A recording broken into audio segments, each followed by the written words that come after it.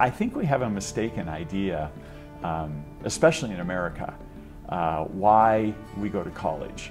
And I think many people think, well, we go to college to get a piece of paper that gets us a bigger salary, or gets us a job that we couldn't get without the piece of paper.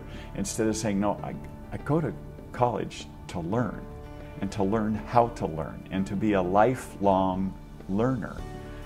That's the advantage of going back to school, is to expand your mind, to expand your opportunities, and learn.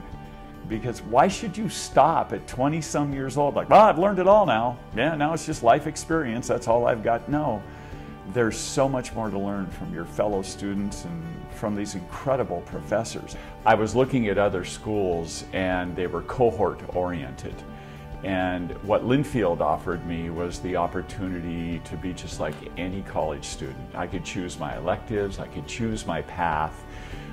If I did research, it wasn't something that was predetermined for the cohort. It was what I wanted to do for my business that would teach me more about my business, which is exactly what happened.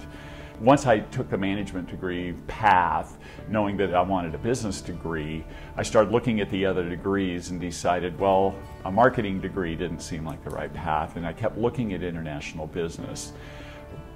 Once I realized that it would force me to learn a foreign language, I decided to put that pressure on myself. I started out on the Spanish path, but quickly I was convinced by my wife and daughter to change to German. And that really involves my research path, my daughter's path, and my wife had spent a year in Germany, in Heidelberg, with a foreign exchange program through Pepperdine University. Linfield allows you to do independent study, and you can propose to them.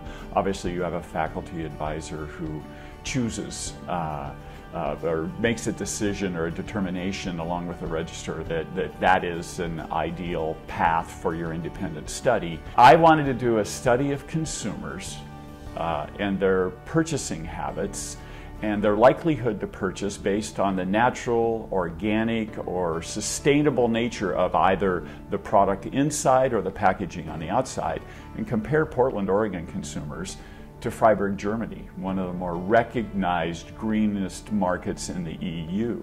Being in the natural, organic, and sustainable products business like our agency is, we're very aware of the Europeans and the Asians and their leadership position in organic, their leadership position in GMO, genetically modified organism, and the lack thereof or not allowing them in. And I had this perception with that leadership that knowing that Portland I really see as ground zero of the natural organic movement in America.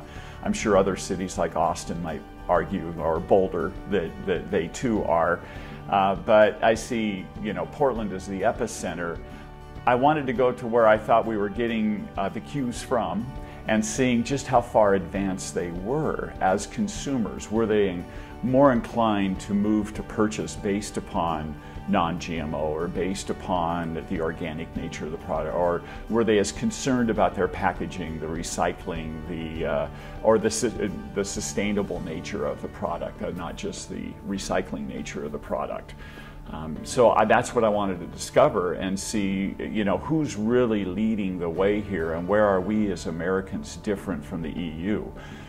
The reason that's so important to me is 20 years ago when we started in this business, it was a bunch of hippies selling seaweed and other things like that in health food stores that created this whole health and organic movement, if you will, and those hippies have grown up to be multi-millionaire company owners who are advancing the cause of health globally. It's not just in our little corner of the world.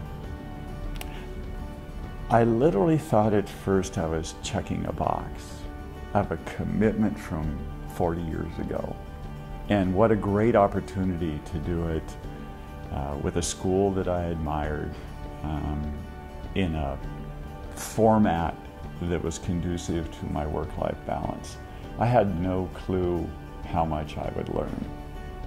I had no clue how it would inspire my business.